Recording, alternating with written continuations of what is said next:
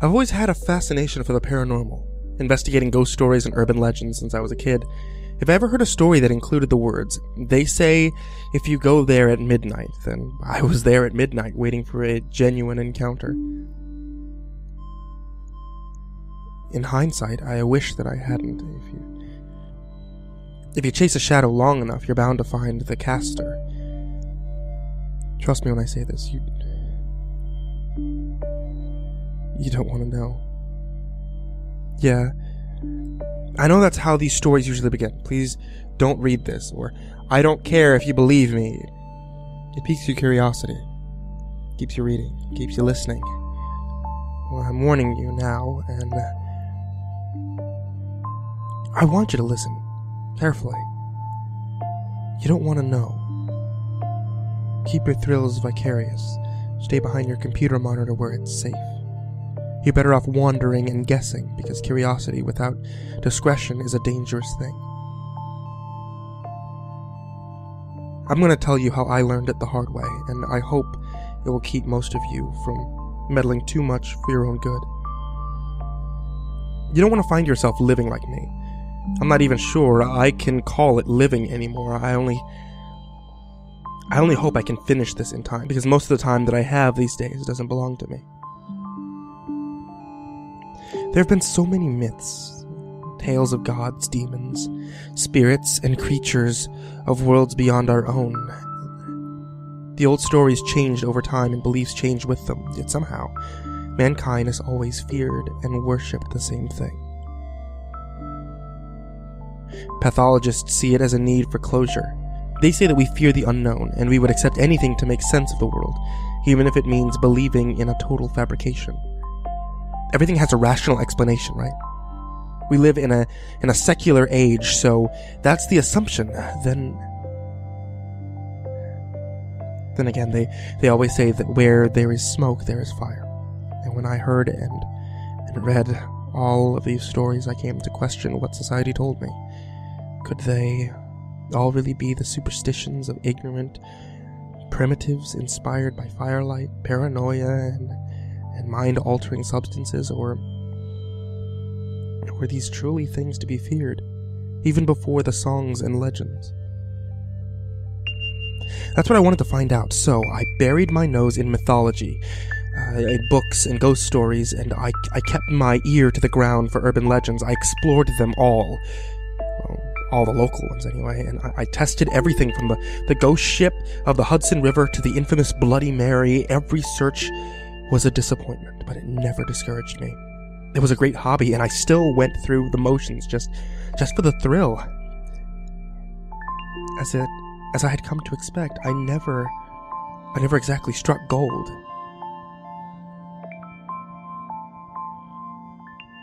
That is, not until the night of the blackout at 3rd and Main.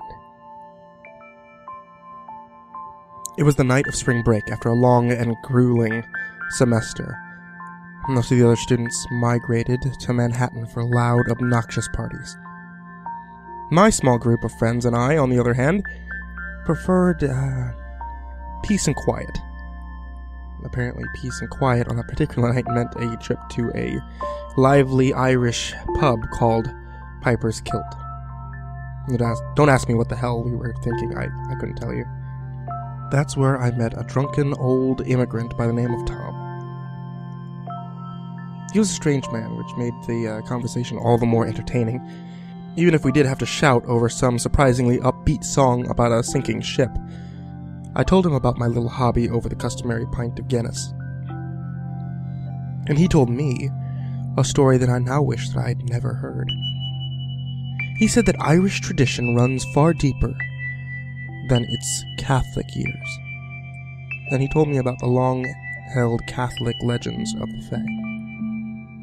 He told me of the Banshee, of the Fomorian giants, and of the leprechauns. So that last one, he added, I'll have you know, they are not the little people that you've been told of, Sonny Jim. And aside from the conversation, the audience participation folk songs tend to grow on you once you've got a good buzz going, and we stayed longer than I had expected, and after a few more rounds, the night ended just as one would expect, a sobering visit to a terrible diner with terrible coffee. A friend also made it a point to get hammered beyond the point of no return, and I had to drive him home, so he wouldn't end up parking his car in somebody's living room. So I slept on the couch with the intent of taking him to pick up his car in the morning, provided that he didn't wind up in a coma. I'd have been a hypocrite to look down on him, though. He had done the same for me in the past twice.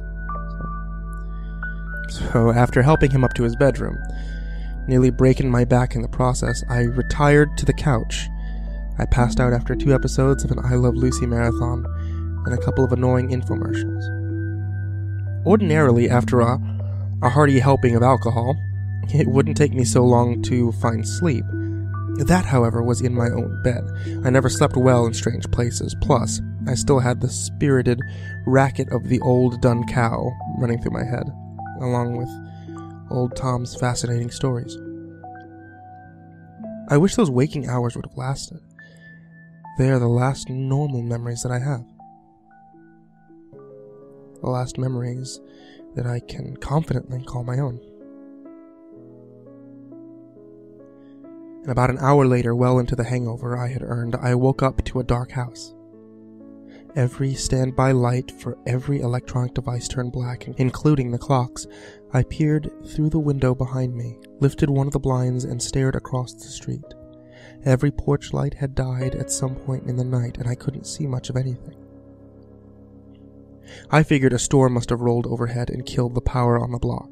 I've slept through louder things on nights like that. After all, I was ready to write it off and go back to sleep, but then I looked at my watch.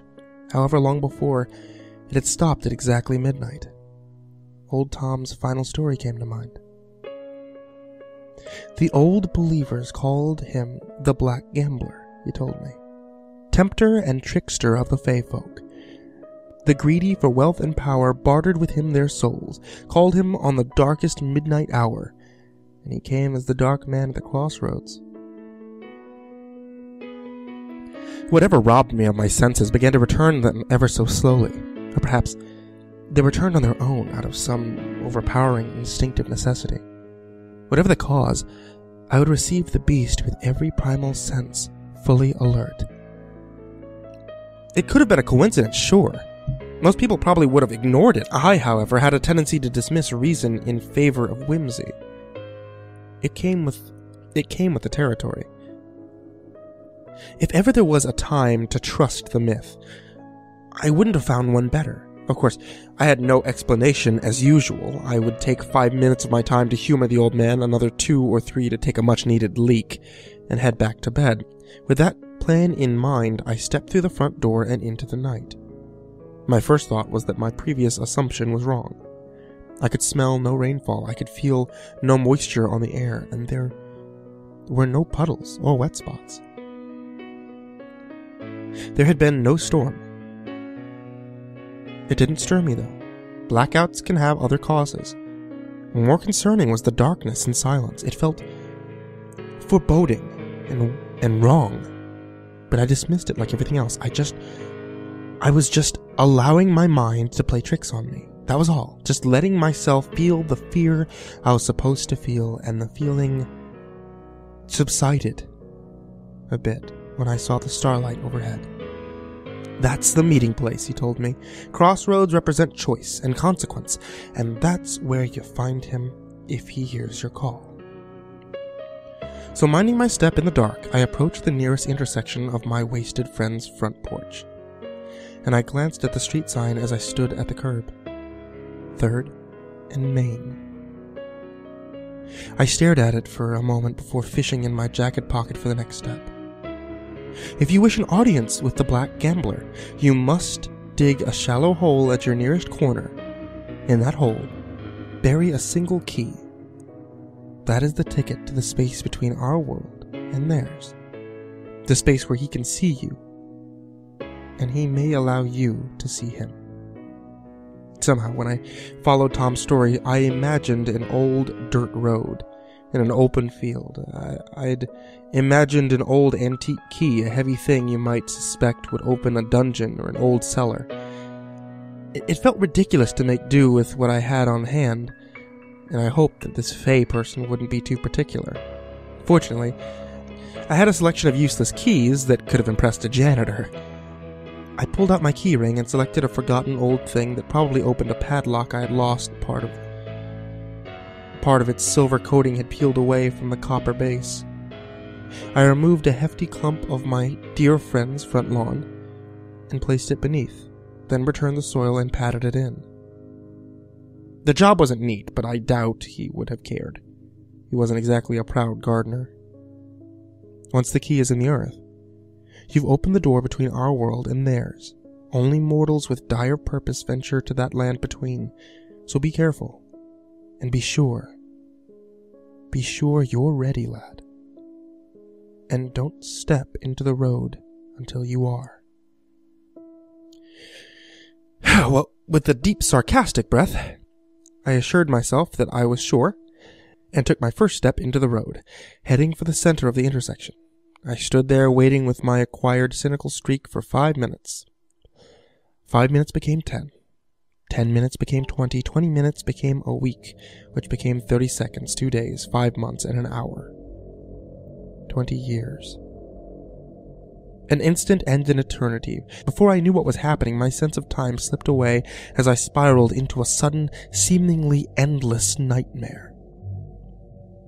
At some moment in that timeless hell, the trance over me subsided and I became aware of my surroundings again, and this was the land between.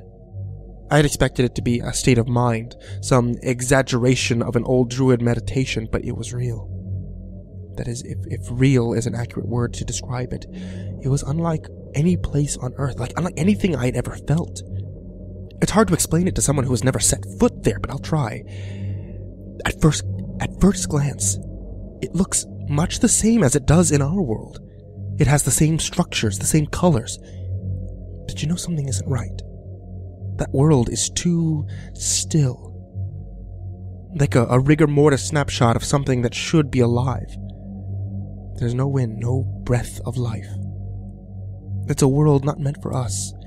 And you come into it deaf and dumb. You feel no heat or cold against your skin. You don't feel the ground beneath your feet. Not even the movements of your own body. It's like an unending tomb, a world of stone where you feel nothing and float aimlessly in complete silence. Listen for a voice, lad. That's him talking. You'll know it when you hear it. He sees you. That's when your test begins.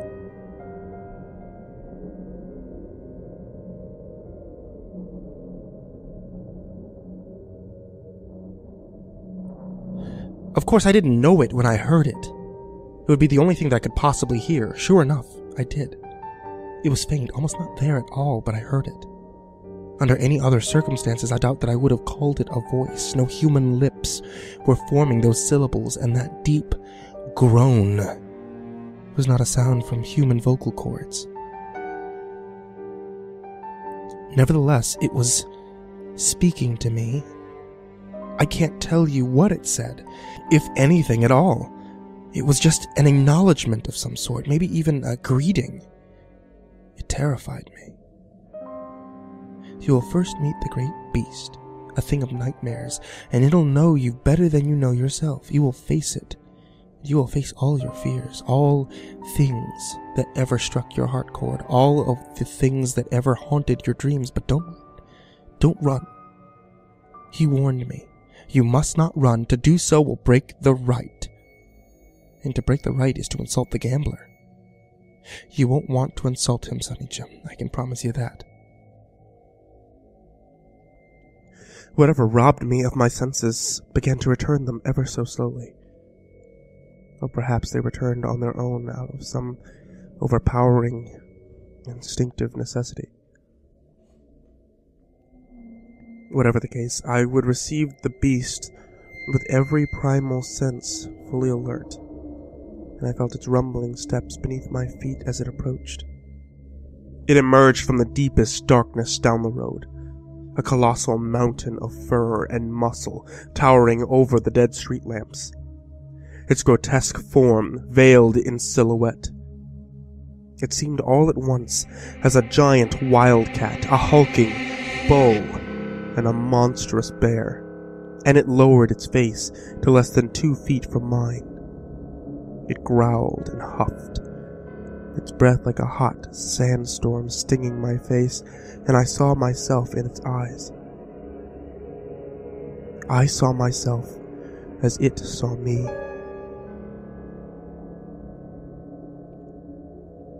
That is where the true horror began. Old Tom was right. I did face all my fears, every one of them. The fear of death, the fear of heights, of drowning, the fear of losing my job, of dying alone, the fear of accomplishing nothing in my life, and fearing the pressure and responsibilities of leadership, the fear of my creepy neighbor across the hall, the fear of lightning storms and of the dark. Even my childhood fears, once funny in hindsight, came crawling back. The fear of seeing my grandmother for the first time without her dentures. The fear of the monster in my closet. The fear of large dogs. The fear of the school bully. The fear I once felt when I was separated from my mother at a large, crowded mall. He'll be watching if you pass the test, because most don't. He'll take an interest in you. He'll come to you as a man in a dark cloak, and he'll ask you a question. A choice. One that only you can make. I didn't run.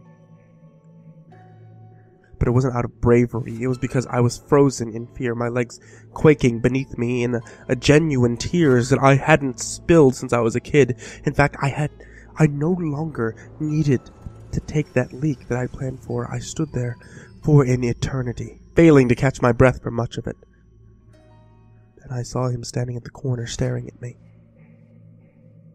He wasn't a man in a dark cloak. He wasn't really a man at all. The tales twist over time through poetic embellishment and mistranslation, so what you hear is never completely truthful. Then again, nothing the storyteller's spin could prepare you for the reality of things. There are simply no words to describe him. Even I'm likely misleading you now, though I'm trying to be as literal as possible. Most cultures have their stories about him, and the way most describe him is honestly the most accurate way possible. He is a dark man at the crossroads. At all crossroads. And all crossroads belong to him. He didn't move at first.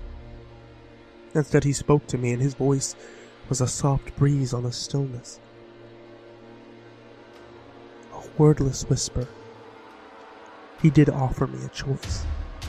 Though it wasn't really an offer, it was simply a curiosity of my will and true desire, if I truly wished for what was to come. My answer came in spite of me. And the answer was yes. Yes. I would commit a sacrifice for his gift. Yes. A higher purpose mattered more than my life. And yes, I would do what was required of me for these things. In my answer, he approached me, and I felt a biting chill blow past me as he neared. The closer he came, the less distinct he appeared. His shape wasn't that of a man, but that of a man's shadow, suspended in the air, nebulous and immaterial. At brief moments I could see the vague suggestions of a face, but never enough to read his expression. He stood motionless before me for several minutes, and then extended to me one intangible hand. Present the gambler with a possession of yours, an item of personal importance. He will turn it over in his hands for a time, understanding its meaning to you, and he will return it to you, along with a gift.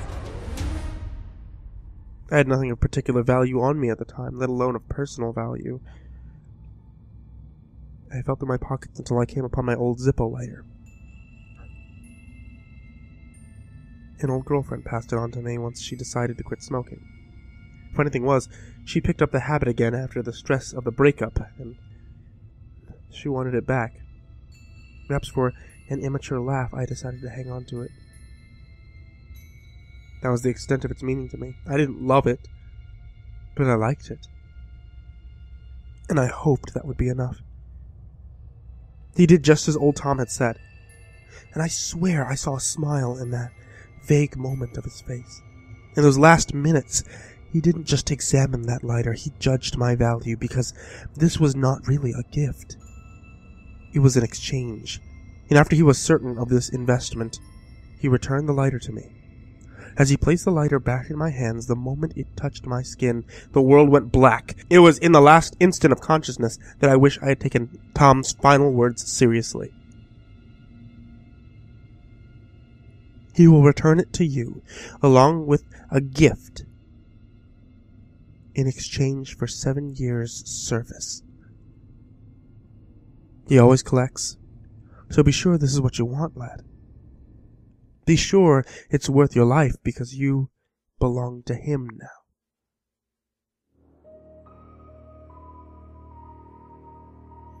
Since then, my life has been one of hazy nightmares, amnesia, and moments of clarity.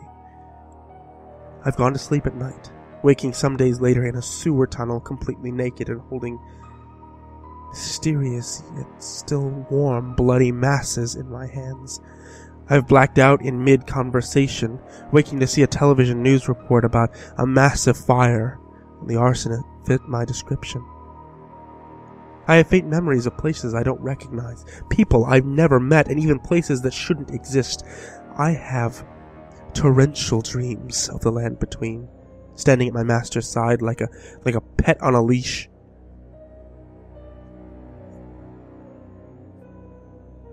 The next time I saw Jack, the friend I drove home that night, it was at the doorstep of his family home with his wife and 2 children. He looked well, even fit. When I knew him, he was a sloppy, overweight bachelor, had broken luck with women. He'd also worn a ponytail in those days, and he was now balding. He said that he hadn't seen me in years, that everyone assumed that I was dead. I begged for his help, and then the next thing I knew,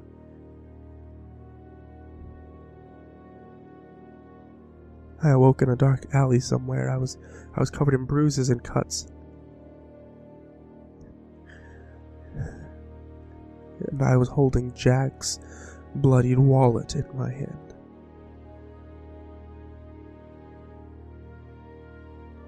I don't know how long it's been, but I have had a terrible realization when it was said that he would demand 7 years of service. It didn't mean 7 years from that night. It meant 7 years in total. I am a slave, and I can be spirited away at any moment.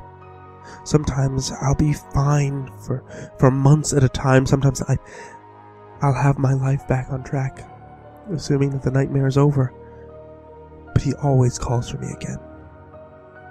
I haven't even had the time to learn of what gift he's given me. Like many before, I am ensnared in his web until my debt is paid in full, and I am his unwitting puppet. I may never be free. This is the last time I'll say it. Stay behind your computer monitor, or your book, where it's safe. You don't want to know.